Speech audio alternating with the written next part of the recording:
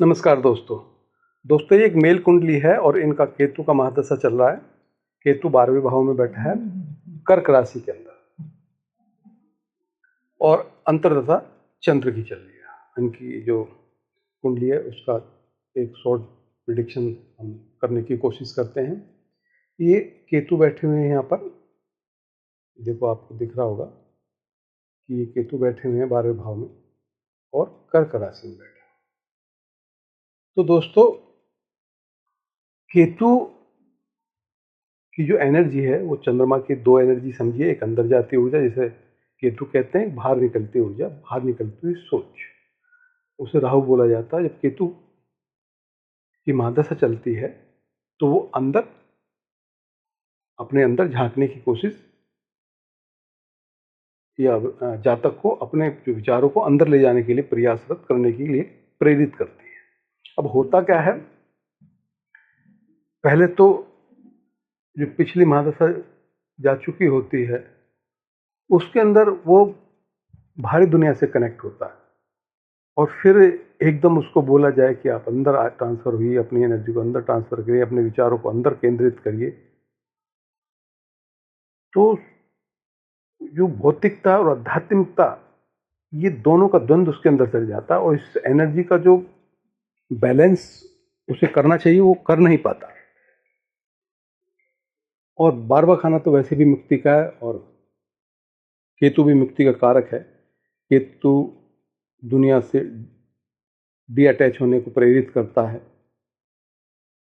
ये 12वां खाना ये बोलता है कि भाई आप अपने लिए कुछ मत सोचिए, आप समाज के लिए सोचिए,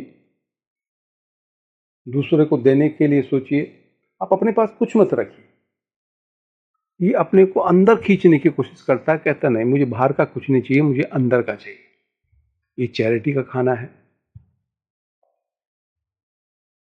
तो दर्शकों ये जो, और फिर चंद्रमा जो 12वें घर का मालिक है वो देखो यहां पर आके बैठ गया।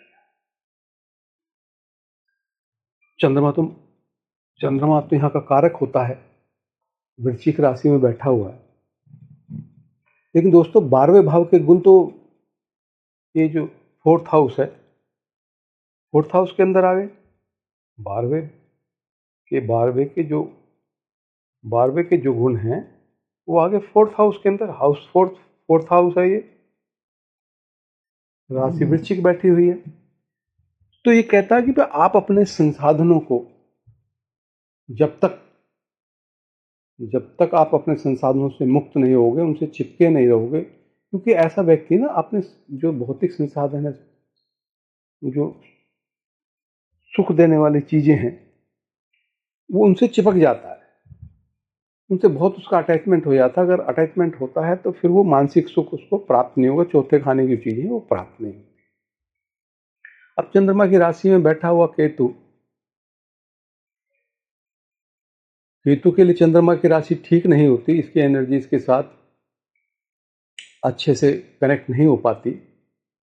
इसके लिए जातक को मेडिटेशन, योगा, प्राणायाम, क्योंकि ये सब विषय अंदर का है। अपने इष्ट देव का मनन आप वॉक कीजिए, हल्के हल्के कदमों से टहलिए और अपने जो भी आपके इष्ट देव उनका मनन, उनका चिंतन करना है, चिंता नहीं करनी।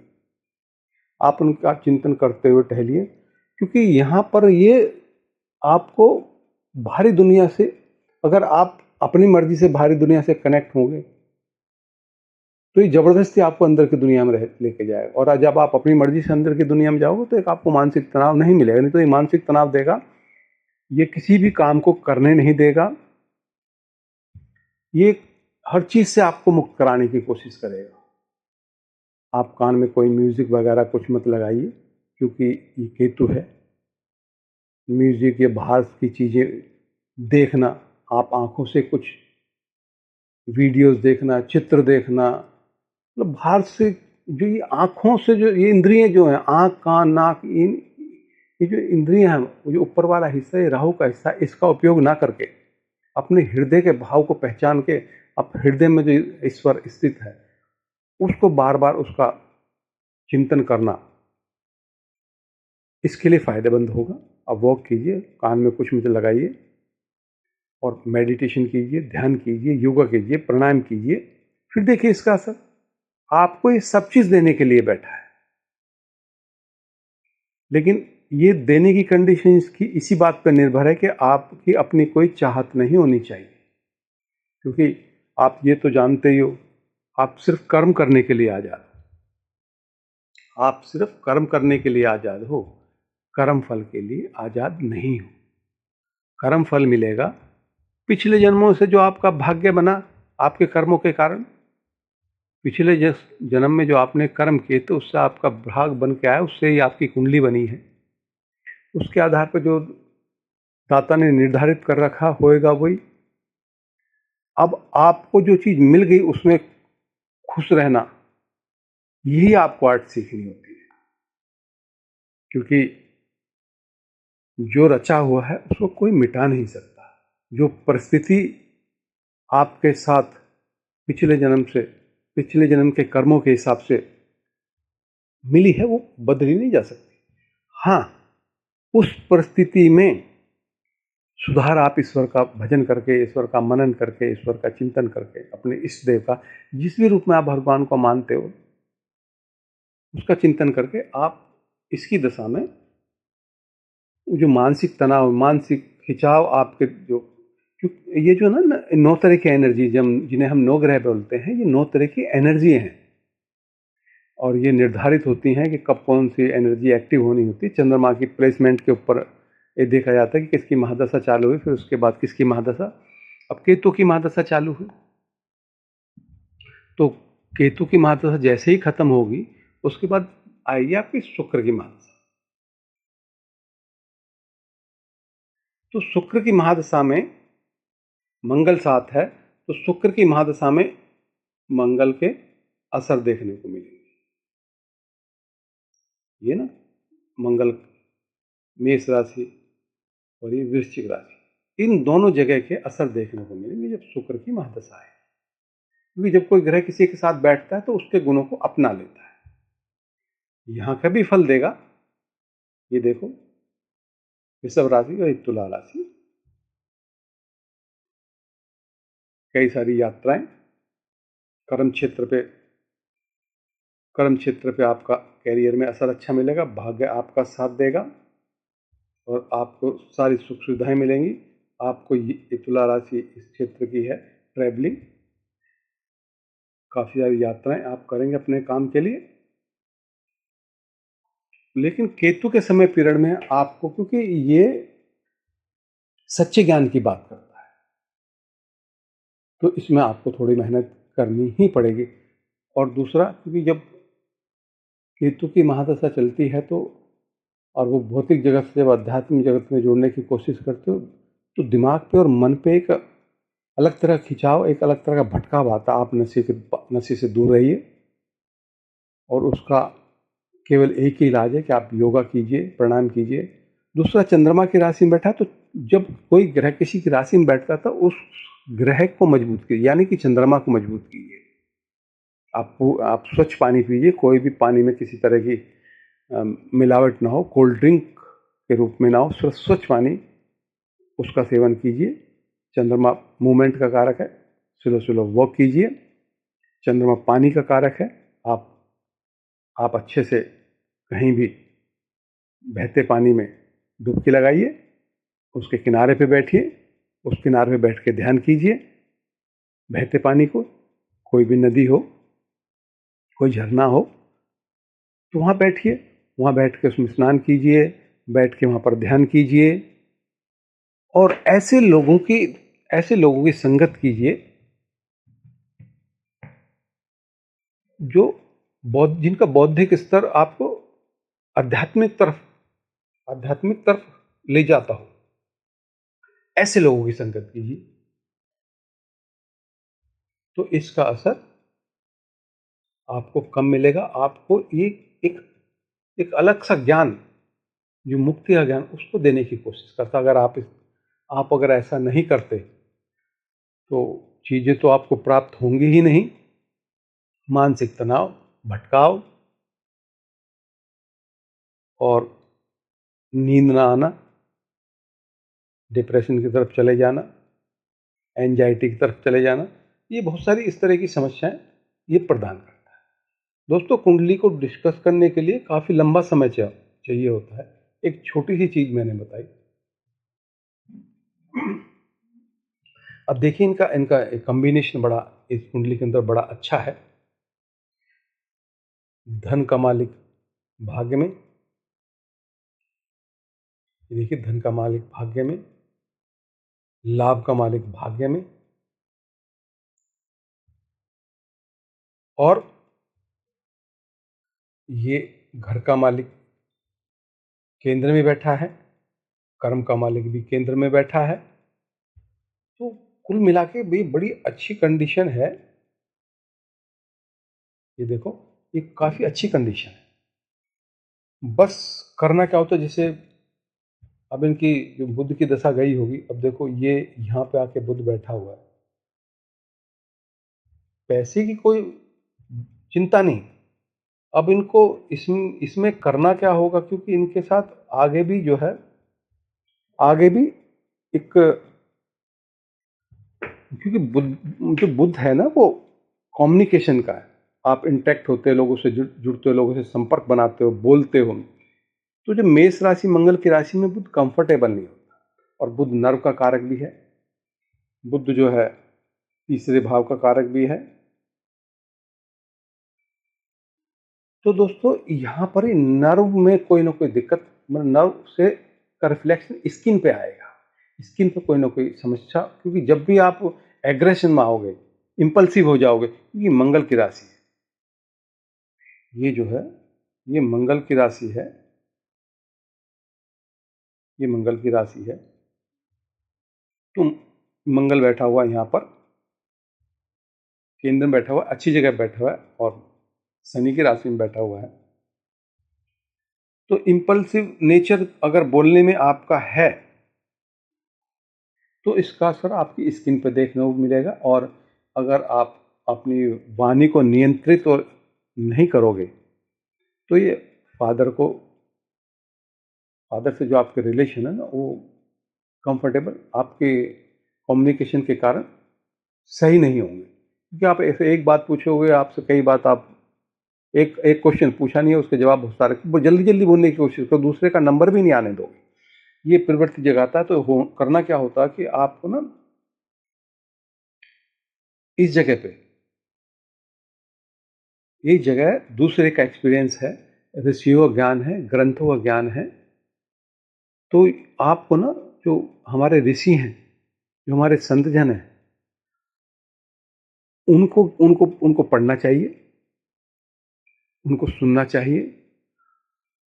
और बार बार अगर प्रयास करते रहोगे मेडिटेशन योगा से, तो आपकी जो बोलने की एक हैबिट है, उसको जो जल्दी जल्दी बोलने की या अपनी ही बात कहने की आदत, वो फर्क पड़ेगी, और स्किन पर किसी तरह की आपको दिक्कत कभी नहीं आएगी।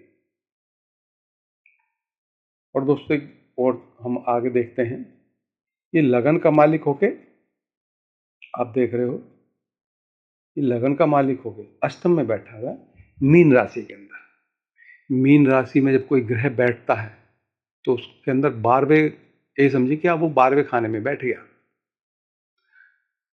मतलब कहने का ये हुआ कि भाई, ये जो है सूर्य यहाँ बैठ के एक कोमल हृदय वाला व्यक्ति, सूर्य हृदय को दर्शाता है, क्रिएशन को भी दर्शाता है। तो यहाँ एक कोमल हृदय वाला व्यक्ति होगा, और इसमें अष्टम के गुण आ गए। तो जब ये अष्टम में आके बैठा है, तो ऐसे व्यक्ति को गूढ़ रहस्यों में एक रुचि होती है। वो जो अध्यात्म के या किसी इंजीनियरिंग लाइन में हो, तो एक अच्छा इंजीनियर हो सकता है। ये व्यक्ति किसी न किसी चीज में एक्सपर्ट होगा ही होगा। वो समय के साथ साथ ये सीखेगा, और किसी न किसी चीज में आध्यात्मिक या गूढ़ रहस्य, छुपे हुए रहस्यों में इसकी रुचि हमेशा बनी रहेगी। और एक कुछ अंतराल के बाद, जैसे 40-45 की उम्र में 45 को पार करेगा, ऐसा जातक तो कोई ना कोई रहस्य की विद्या ये सीखेगा ही सीखेगा। उसमें इसको एक्सपर्टाइजेशन कुछ ना कुछ होगा। ये जो अष्टम भाव है ना, ये जिंदगी में ना स्थिरता नहीं छोड़ता, ये लर्निंग को कहता है, अपग्रेडेशन को कहता है। अब ये देखिएगा, ये जो आके यहाँ बैठा है और लगन आपकी बॉडी है, बॉडी आपकी अष्टम भाव में बैठ गई, तो आपको अपनी बॉडी को इम्प्रूव करने के लिए एक्सरसाइज, ध्यान, योग ये करना ही होगा। नहीं तो आपकी बॉडी में ना कोई ना कोई दिक्कत आप खड़ी कर लो। जो भी ग्रह यहाँ बैठता है, जिस जगह से आके बैठता उस जगह की साधना और ग्रह की साधना। ग्रह की साधना का मतलब ये हो कि ये सूर्य यहाँ बैठा हुआ है, तो आप अपने अहम और वहम का पे काम करना होगा। झूठा अहंकार आपके अंदर आ सकता है, क्योंकि यहाँ ये सूर्य पूरी कुंडली को प्रकाशित करता, हर ग्रह को प्रकाशित करता। तो उस प्रकाश को प्राप्त करने के लिए आपको अपनी कमियां को निरंतर हटाना पड़ेगा। एक गहरी सोच के साथ आपको आगे बढ़ना पड़ेगा। तो जब निरंतर आप प्रयास करते रहोगे तो सूर्य आपका चमकेगा, जरूर चमकेगा। लेकिन उसमें मीन राशि के गुण है, आपको अपना हृदय बड़ा करना पड़ेगा, बड़े विचार के साथ। बड़े और गहरे विचार आपके अंदर होने चाहिए। तो यहाँ पे ना सूर्य आपको बड़े अच्छे फल देगा। नहीं तो क्योंकि यहाँ पर ये बैठा हुआ है, ये आपके जो रेक्टम एरिया, आपके जेनेटल ऑर्गन्स, तो वहाँ क्योंकि एनर्जी का अगर आपने सही से इस्तेमाल नहीं किया तो वहाँ कुछ ना कुछ प्रॉब्लम देगा ही देगा। दूसरा, ये धर्म का व्यय है, ये धर्म का खाना है और ये धर्म से पीछे है।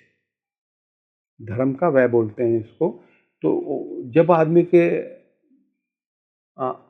मन पे, दिमाग पे कोई प्रेशर पड़ेगा ना, क्योंकि यहाँ प्रेशर डालता सीखने के लिए, नई चीज, नई अपग्रेडेशन। क्योंकि कोई भी चीज ऐसे तो सीखी नहीं जा सकती, उसमें मेहनत करनी पड़ती है। ये स्थिरता नहीं छोड़ता, ये निरंतर ये चलायमान कहता है चीजों को करने के लिए। अपग्रेडेशन, अपने आप के, अपनी बॉडी का अपग्रेड करिए, अपने विचारों का अपग्रेड करिए, अपने व्यक्तित्व का अपग्रेड कीजिए, अपने चरित्र को अपग्रेड कीजिएगा। तो एक प्रेशर में रहता है आदमी, उस प्रेशर ध्यान योग के द्वारा ही उसको खत्म किया जा सकता है। तो कई बार क्योंकि धर्म का वह है, आदमी धर्म के विरुद्ध कुछ ना कुछ काम कर बैठता है। और दूसरा, ये जो खाना है, ये अष्टम भाव, ये दूसरे का प्लेटफॉर्म है। यानी जो आपके सामने लोग हैं, ये उनका प्लेटफॉर्म है। तो आप किसी दूसरे के प्लेटफॉर्म पे बैठ के आके, इसका मतलब आप कोई भी काम करोगे तो दूसरे का प्लेटफॉर्म होगा, नॉलेज आपकी होगी। आप कोई भी काम करोगे तो उसमें आपका इन्वेस्टमेंट नहीं होगा, इन्वेस्टमेंट दूसरे का होगा, दूसरे का प्लेटफॉर्म होता है। जैसे कि कोई मैकेनिक होता है तो उसके सिर्फ हुनर उसके पास होता है, चार्टर्ड अकाउंटेंट होते हैं तो उनके हुनर अपने पास होते हैं, पैसा दूसरे को होता है, प्लेटफॉर्म दूसरे को होता है। LIC एजेंट ऐसे लोग होते हैं, डॉक्टर्स होते हैं, इंजीनियर्स होते हैं। यो कोई भी ऐसा काम जहां आपकी सिर्फ सर्विस हो, आपकी बॉडी यूज होती हो, आपका दिमाग यूज होता हो, और प्लेटफॉर्म दूसरे का, तो उस दूसरे के प्लेटफॉर्म को हमेशा बढ़ाने की कोशिश करना।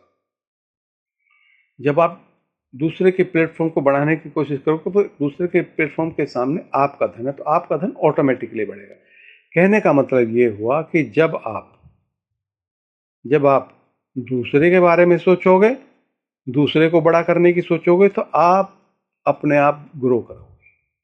आपको इस मेंटलिटी के साथ काम करना है।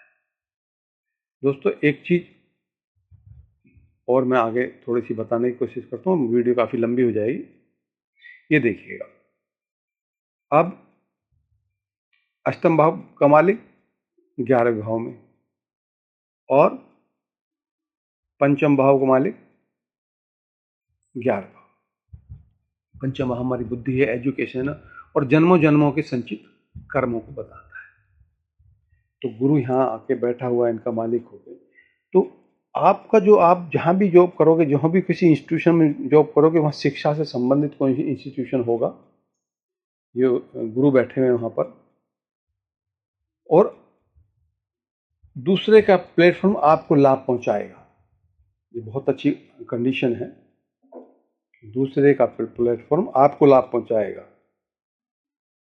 ये दूसरे का प्लेटफॉर्म हो गया, दूसरे के प्लेटफॉर्म, इससे आपको लाभ मिलेगा।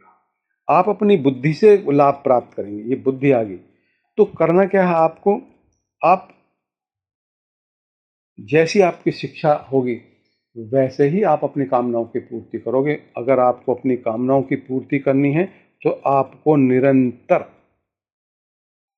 इस खाने से जुड़ी हुई, जहाँ 9th राशि बैठ है, पंचम खाने से जुड़ी हुई एक्टिविटी करनी पड़ेगी। मतलब आपको शिक्षित हमेशा कुछ ना कुछ, ये जो खाना है ये क्रिएशन का है, शिक्षा का है, तो आपको निरंतर शिक्षित होना पड़ेगा।